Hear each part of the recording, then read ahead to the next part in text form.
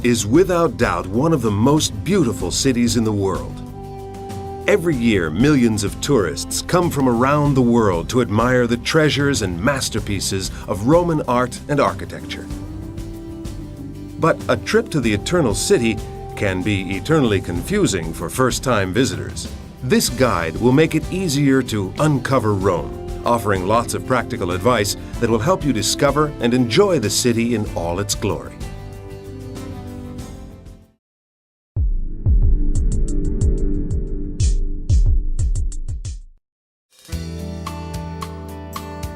Because Rome is such a huge tourist draw, choose the date for your trip carefully. The best times of the year to visit are April, May, and late September through October. In the height of summer, the heat and crowds make the city nearly unbearable. August, in particular, should be avoided because this is the month all of Italy seems to go on vacation. Traveling too late or too early in the year can also be risky because the opening hours for many attractions are shorter and some are closed completely. Airfares typically drop quite a bit when shoulder season begins in early autumn, making this the optimal time to visit in my book. The days are still warm, the nights are slightly cool, and the tour groups and student mobs have mostly disappeared. If you can plan to stay as long as a week, you won't run out of things to do, and you'll still feel like you're leaving too soon. But if your time is limited, allow at least 4 days to see all of Rome's major attractions. If you try to cram the entire city into a 2-day span and do nothing but run from place to place furiously snapping pictures, you'll only be cheating yourself. After all, Rome wasn't built in a day, and it can't be seen in one either.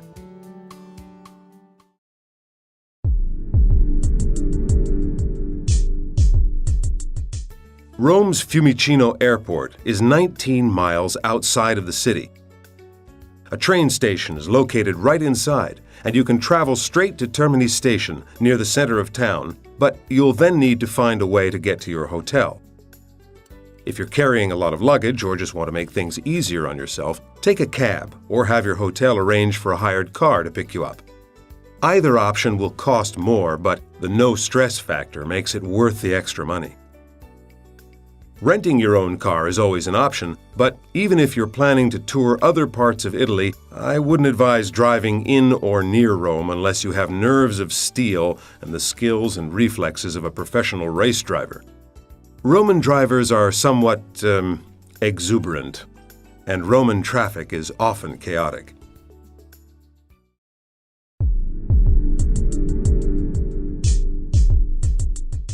To plunge fully into the essence of Rome, I highly recommend staying in a hotel where you can simply walk out your door and into the heart of the city. Of course, the closer to the attractions you are, the more you'll pay, but trust me, it's worth it.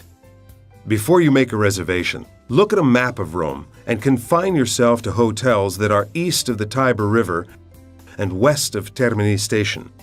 Also, be aware that distances on a map might not be as close as they appear. I once stayed at a hotel in the fashionable Via Veneto area, thinking that it would be fairly close to all the major attractions, but in reality, it took nearly half an hour to reach anything at all from there on foot, despite the fact that it looked oh so close on paper. The most vibrant area to stay in is the half-mile stretch between Piazza Navona and Piazza Barberini. Some rooms here are pricey, but you'll also find plenty of small, family-run hotels nearby. Guidebooks are fine for gathering ideas, but hit the internet to get the best deals. Or, if you prefer, book a hotel directly with Italy.Guides.it, and you'll contribute to publishing future guides like this one.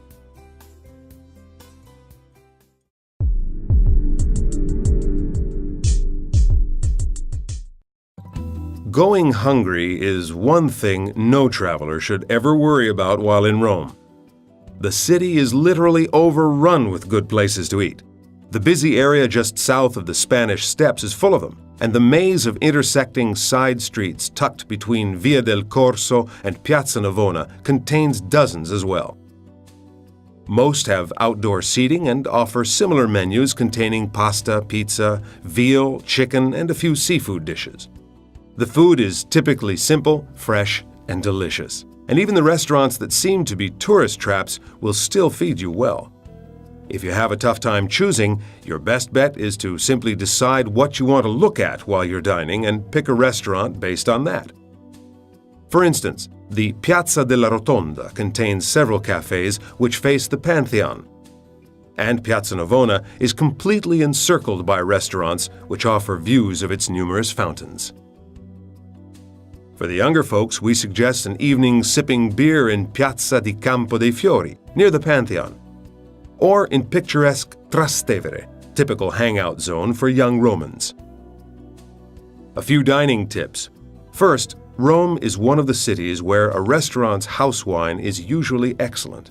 Second, although we recommend learning and using at least a few Italian phrases, almost every waiter you'll ever meet in Rome speaks English. Germans and other European tourists communicate with Italian waiters in English because it's the more common language. Some useful phrases for dining are "Scusi, vorremmo ordinare," which means, "Excuse me, we'd like to order." Or you can ask for the check by saying, "Il conto, per favore." And if the food was good and the waiter's attentive, then don't forget to leave a small tip. Remember also that especially during summer, Roman restaurants will be open until well after 10 in the evening.